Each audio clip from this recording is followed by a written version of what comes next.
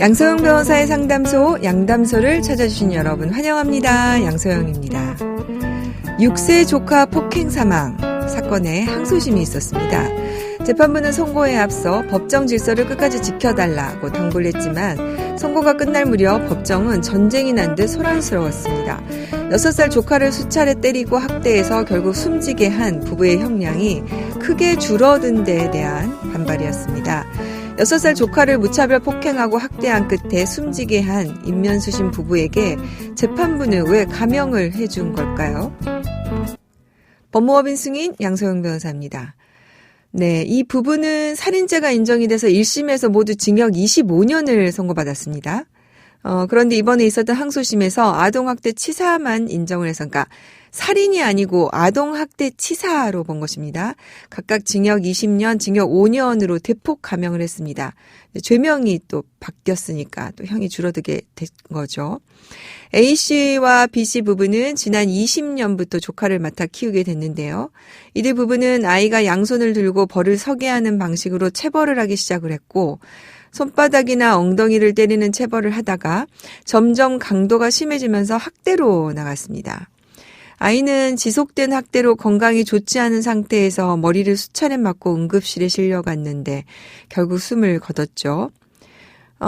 이에 대해서 항소심 재판부가 지금 고의가 없다. 살인에 대해서는 고의가 없었다. 이렇게 판단을 한 건데요. 재판부는 A씨와 B씨가 아이의 사망 가능성을 예견할 수 있었다는 것을 인정하는 것에서 나아가서 사망 결과를 용인했다고 인정하기엔 부족하다라고 봤네요. 사망에 미필적 고의가 있다고 본 1심 판결하고는 반대 입장인 겁니다.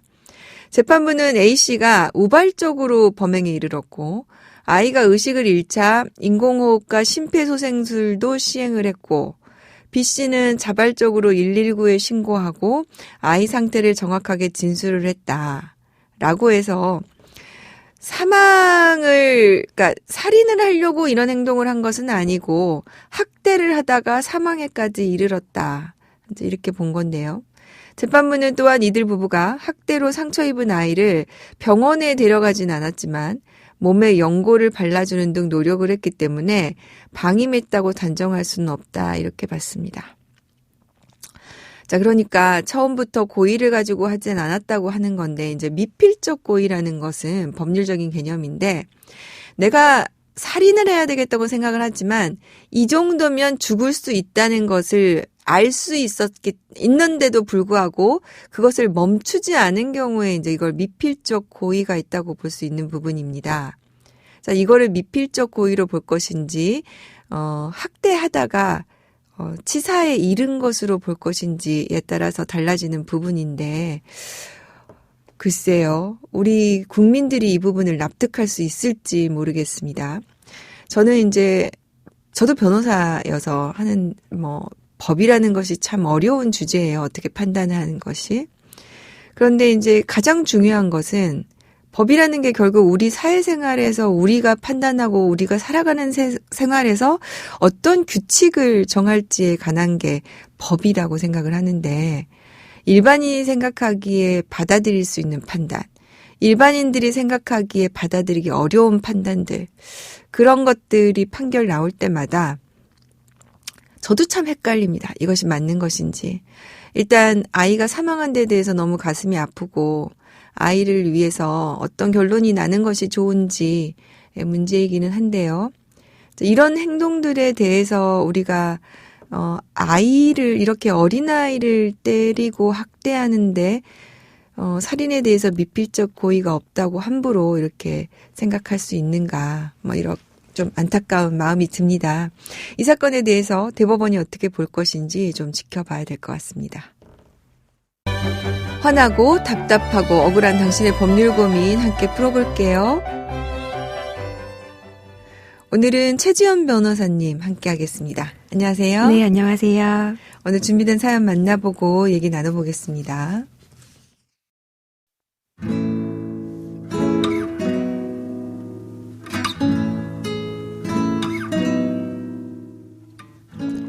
저는 친구의 소개로 남편을 만나 결혼했습니다.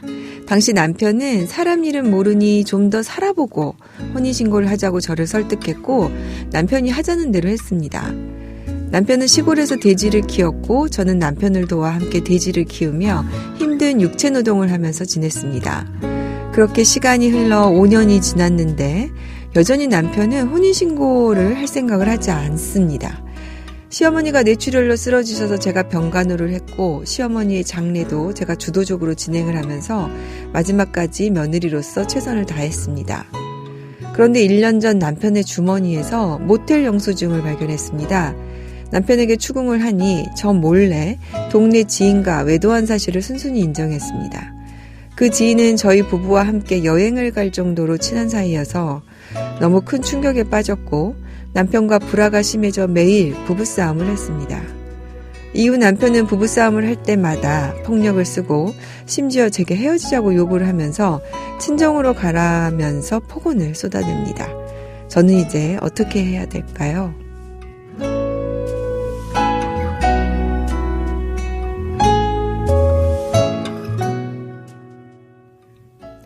네, 5년 정도 지금 혼인관계를 유지하신 걸로 보이는데 혼인신고를 하지 않고 지내셨습니다. 자, 이럴 경우에 최지연 변호사님, 사실혼으로 인정이 될 수 있을까요? 네, 우리 사연자분 같은 경우에는 사실혼으로 인정되실 수 있을 것 같습니다.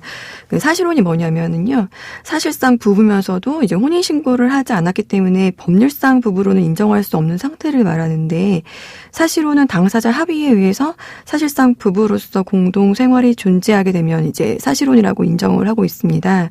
그래서 우리 이제 사연자분 같은 경우에는 결혼식도 올리고 이제 또 남편과 같이 살면서 함께 돼지 농장을 같이 운영하고 또 거기서도 일을 하시면서 경제활동도 같이 함께 하셨어요. 그리고 그러게요. 또 이게 시어머니 장례 절차도 우리 사연자분이 주도적으로 또 진행을 하셨다고 하고 또 여기는 나와 있지 않지만 상주 명단에도 이름을 올리신 정황들이 있었거든요. 그래서 이런 부분들을 토대로 해서 우리 사연자분 같은 경우에는 사실혼으로 인정되실 수 있을 것 같습니다. 네.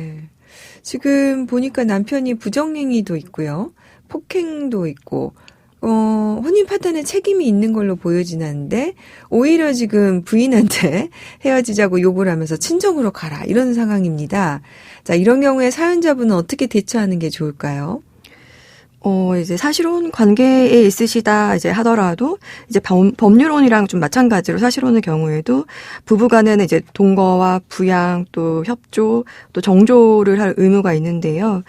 이런 사연의 경우에 이제 남편분은 부정행위를 함으로써 정조 의무를 저버리셨고 또 아내분한테 폭력도 행사하셨고 또 이제 정당한 사유 없이 사실혼 해소를 하자고 이렇게 일방적으로 통보를 하셨기 때문에 사연자분은 이제 남편분을 상대로 해서 사실혼 부당 파기에 대한 손해배상 청구를 하실 수 있겠습니다. 네. 그러니까 이제 위자료 청구라고 우리가 보통 얘기를 하는데 이런 부분에 대해서 손해배상 청구를 하실 수 있다고 우리 최 변호사님 말씀 주셨는데요. 자, 그러면은 재산 분할 같은 건 어떨까요? 돼지농장에서 일을 하면서 경제적인 부분에도 좀 기여를 하신 걸로 보입니다. 네, 돼지농장에서 이제 육체적으로 일을 하시는 게 사실 힘들죠. 많이 힘든 일이시죠. 그래서 경제적인 부분에 정말 많이 기여를 했다고 볼 수 있을 것 같아요. 네. 그래서 이런 재산 분할에 있어서도 좀 잘 분할을 받으셔야 될 것 같은데 이런 부부재산 청산의 의미를 갖는 재산 분할에 관한 규정은 부부의 생활 공동체라는 실질에 비추어 인정되는 것이기 때문에 이 사실혼 관계에서도 준용될 수가 있습니다. 그래서 사실혼 유지 기간 중에 두 사람이 이제 공동으로 형성하고 유지하고 증식해온 재산에 대해서 재산 분할 청구를 당연히 하실 수 있습니다. 네. 근데 지금 사연 보니까 뭐 돼지 농장에서 일을 하신 것도 그렇지만 시어머니가 뇌출혈로 쓰러지셔서 병간호까지 하셨어요. 그럼 이 부분에 대해서도 기여를 충분히 많이 주장하실 수 있지 않을까. 그러니까 5년 혼인 기간에 비해서 굉장히 하신 일이 많아서 우리 최 변호사님 조언해 주신 대로 재산 분할에 대해서 정말 손해 없이 받았으면 좋겠는데 그 사실혼 관계에서요, 최 변호사님. 재산 분할의 네. 시점은 어떻습니까? 이제 재산 분할을 하실 때 사실혼의 경우에는 사실혼 관계가 이제 끝날 시점, 해소된 시점을 기준으로 재산 분할의 대상하고 재산 분할 대상의 그 가액을 산정하게 되는데요. 그러면은 지금 네. 이 사연에서 사실혼 관계 해소 시점은 언젠가요? 사실혼 같은 경우에는 이제 법률혼이랑 그 해소 시점을 좀 다르게 보셔야 되는데요. 네. 이제 법률혼 같은 경우에는 이제 이혼 소송을 해서 이혼 판결이 확정되었을 때, 이제 사실심 변론 종결 시를 이제 재산 분할 대상과 가액의 그 산정 시점으로 보는데 네. 사실혼 같은 경우에는 법률혼과는 다르게 사실혼 관계가 끝났을 때 사실혼 해소 시점을 기준으로 재산 분할 대상과 가액을 산정하게 됩니다. 그러니까 이게 사실혼과 그 법률혼의 큰 차이점은 사실혼은 일단 귀책 사유가 있든 없든 간에 누군가가 해소하자고 하면은 이게 그냥 해소가 되고 그 시점이 재산 분할의 기준 시점이 되는군요. 네, 맞습니다. 네. 그러면은 지금 1호부터 그 시점부터 2년 동안이 재산 분할 청구를 할 수 있는 기간인가요? 네, 맞습니다. 그래서 이제 사실혼 재산분할도 법률혼의 재산분할과 마찬가지로 재산분할 청구권의 소멸시효가 그대로 적용되기 때문에 사실혼 관계가 해소된 지 2년이 지나기 전까지만 재산분할을 청구하실 수가 있습니다. 그래서 네. 이 점을 좀 주의하셔야 될 것 같습니다. 일단은 우리 사연자분은 남편이 이렇게 이제 혼인을 해소하자고 한다면 사실혼이기 때문에 어쩔 수 없이 해소할 수밖에 없는 상황입니다. 그래서 우리 최 변호사님 말씀 주신 대로 위자료 청구, 사실혼 부당 파기에 대한 손해배상 청구, 재산분할 청구 이런 것들을 해보셔야 될 것 같은데 최 변호사님 어떻습니까? 지금 사연자는 남편의 부정행위를 알게 됐는 게 그게 1년 전이었단 말이에요. 자, 이럴 경우에 부정행위 상대방에 대해서 할 수 있는 법적 조치 이 부분도 마저 조금 설명을 해 주시겠어요? 네, 그래서 우리 아내분은 부정행위 상대방을 상대로 상간녀 손해배상 소송을 청구해 보실 수 있겠습니다. 그래서 사실혼 같은 경우에도 부부간 정조 의무가 있기 때문에 우리 아내분은 부정행위 상대방을 상대로 손해배상 청구를 하실 수가 있는데요. 이 상간녀 손해배상 소송을 통해서 이제 제척기간이라는 게 있는데 이거는 이제 부정행위 사실을 안 날로부터 3년 이내, 부정행위가 있은 날로부터 10년 이내에 진행을 하셔야 되는데 이 제척기간을 놓쳐서 소송 진행이 안 되는 경우도 있으니까 이 부분은 꼭 주의를 해주셔야 할 것 같습니다. 네. 이제 내가 지금 1년 전에 외도를 알게 됐더라도 내가 알게 된 시점은 현재이기 때문에 그걸 안 날로부터 3년, 그 다음에 부정행위가 있은 날로부터 10년 이렇게 되는군요. 네, 맞습니다. 네. 자, 오늘 안타까운 사연 만나봤습니다. 우리 최 변호사님이 정리해 주신 대로 위자료 청구, 재산분할 청구, 그 다음에 부정행위 상대방을 상대로 한 손해배상 청구 이런 점들을 잘 하셔서 억울함이 없도록 했으면 좋겠네요. 오늘도 최지연 변호사님 감사합니다. 네, 감사합니다. 양소영 변호사의 상담소 양담소는 내일 또 문을 엽니다. 끝곡 정인의 미워요 들려드릴게요. 양소영이었습니다.